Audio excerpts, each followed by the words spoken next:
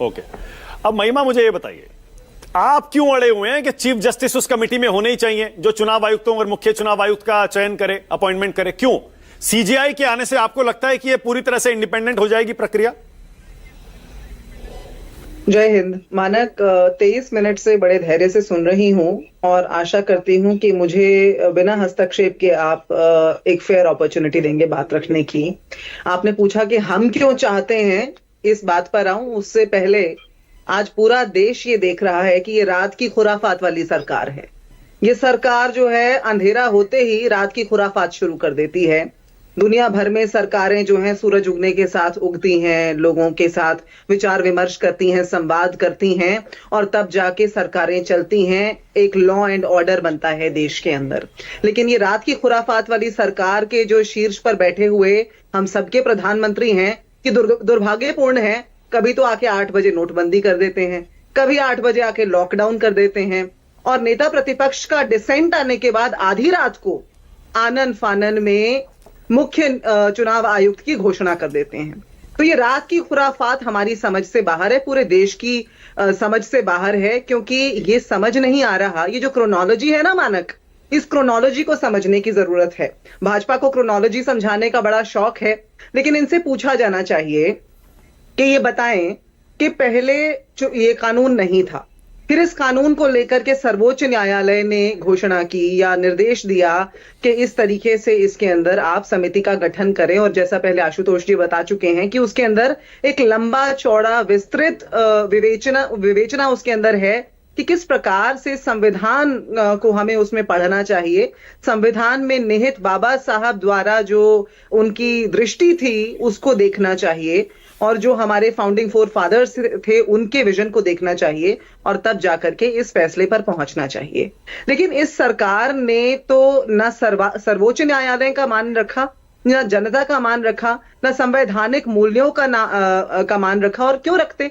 क्योंकि इनको तो संविधान से सदैव समस्या रही है। ये संविधान को बदल देना चाहते थे, 400 पार हो नहीं सका। ये असंवैधानिक चुनावी बॉन्ड भी ले आए इस देश के अंदर किसी भी तरीके से सत्ता पर काबिज रहने के लिए। लेकिन आज आप ये देखिए कि सर्वोच्च न्यायालय ने जब ये घोषणा कर दी, ये निर्देश दे दिया कि आप इसके अंदर इसकी फेयरनेस, निष्पक्षता, पारदर्शिता, स्वाधीनता, इन मूल्यों को सुनिश्चित करें इस समिति के अंदर। उसके बाद सरकार ने क्या किया? नूरा कुश्ती के निर्देश दे दिए। जो ये नया कानून बनाया गया, सीईसी एंड ईसी का जो 2023 में नया कानून आया, वो सीधे सीधे क्या कहता है मानक? वो सीधे ये कहता है कि आपके जो चुनाव आयुक्त के जो निर्देश होंगे, वो चुनाव आयुक्त की जो नियुक्ति होगी वो सरकार के 2 नुमाइंदे बैठेंगे और प्रतिपक्ष का 1 नुमाइंदा बैठेगा और वो नियुक्ति हो जाएगी। अब आप इसमें बताइए कि निष्पक्षता, स्वाधीनता, पारदर्शिता कहीं दिखती है क्या? हम तो सरकार से सीधे सीधे ये पूछ रहे हैं। आपने पूछा मुझसे थोड़ी देर पहले मानक कि हम क्यों चाहते हैं कि इसमें सीजेआई ही हो, और उसी के साथ एक और पहलू को रख देते हैं। थोड़ी देर पहले आपके पैनल पर बैठे हुए माननीय अधिवक्ता महोदय जब बोल रहे थे तो उन्होंने ये कहा कि भाई जब जजों की नियुक्ति के अंदर सरकार का हस्तक्षेप नहीं होता तो सरकार के अंदर फिर जजों का हस्तक्षेप क्यों हो? मैं इस बात से बिल्कुल इत्तेफाक नहीं रखती। बहुत सीनियर जजेस ऐसे थे जिनकी सर्वोच्च न्यायालय में नियुक्ति होनी थी, इस सरकार ने नहीं चाहा। नामों में नहीं जाना चाहूंगी, लेकिन गूगल कर लें, पढ़ लें, ऐसे बहुत सारे जजेस, बहुत सीनियर जजेस नहीं चाहा इस सरकार ने, क्योंकि इस सरकार के विरुद्ध काम किया था उन्होंने, तो नहीं हुई उनकी नियुक्ति, नहीं पहुंचे वो सर्वोच्च न्यायालय।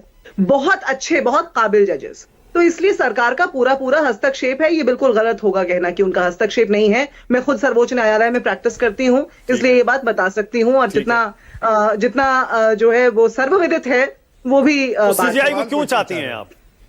मानक हम नहीं चाहते मानक, मैं इसी बात पर आ रही हूं। एक मिनट, ये हमारे चाहने की बात नहीं है मानक।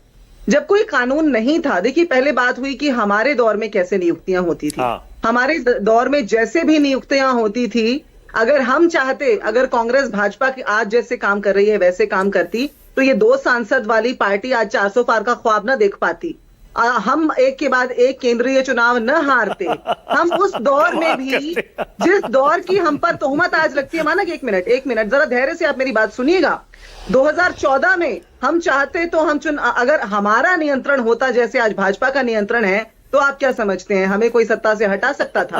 आपातकाल के ऊपर बार बार सवाल उठते हैं और मैं उसके पहलुओं में नहीं जाऊंगी, लेकिन उसके बावजूद इंदिरा गांधी मैं जरा चुनाव जवाब हारी दूंगा थी कि ना। नहीं हारी थी, ये निष्पक्षता, निरपेक्षता, पारदर्शिता और स्वाधीनता को सुनिश्चित करती हैं ये सारी बातें।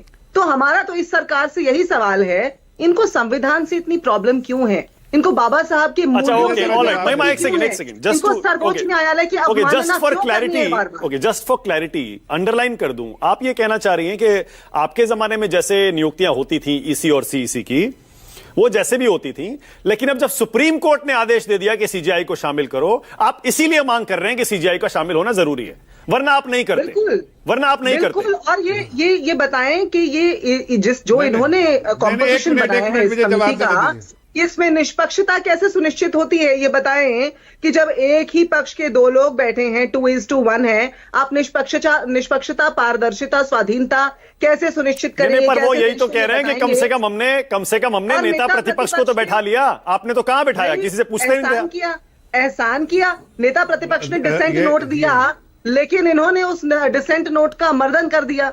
ये ऐसी एक पार्टी है, वो कोई भी, चाहे संसद में कानून हो, चाहे कमिटीज के अंदर बात हो। पिछली बार भी ऐसे नियुक्ति हुई थी। एक और सवाल उठा था थोड़ी देर पहले मानक, एक सवाल ये उठा था, तब भी मनन जी ने ये सवाल उठाया था कि क्या पद को खाली छोड़ दिया जाता? आदमी को देना समय तो हम लोग क्यों? एक मिनट ये बताइए। अच्छा, पहले इतना लंबा मोनोलॉग करते रहे, तब नहीं लगा कि एक ही आदमी को देना है। आप सुन लीजिए जरा बात को, कि भाई जब अरुण गोयल जी इस्तीफा देने पर मजबूर हो गए थे, अरुण गोयल जी जब इस्तीफा देने पर मजबूर हो गए थे, उसके बाद पद खाली नहीं रहा था क्या? मनन जी भी बता दें इस बात का उत्तर, और भाजपा के ओके, पहले जफर भाई आप जवाब दीजिए, उसके बाद मनन साहब के पास जाओ। कंपेल किया गया, बोलिए जफर भाई, बोलिए।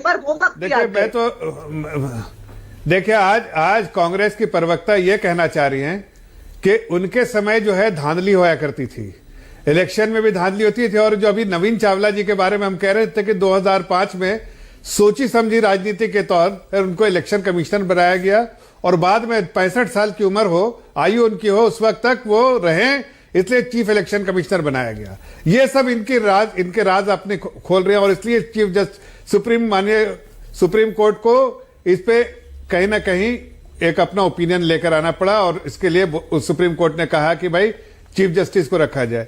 लेकिन उस वक्त कोई कानून नहीं था। अब देश का कानून पास हो गया है, आप कानून को जो है इग्नोर करना चाहते हैं। संसद के पास पारित किए हुए कानून के पिटिशन के ऊपर। नहीं, एक मिनट सुनिए। नहीं, आप लोग के टाइम में ऐसा होता था। आप अभी भी कह रही थी 2014 में हम चाहते, अरे भाई जनता ने उखाड़ के फेंका, सीएसी कुछ नहीं कर सकता है। जनता का अगर जनता नहीं चाहेगी, नहीं, जनता अगर नहीं चाहेगी तो कोई इलेक्शन जीत नहीं सकता। जफर भाई, ओके, जफर भाई, एक सवाल और थोड़ी सी क्लैरिटी आ जाएगी जफर इस्लाम। एक सवाल आपके लिए भी,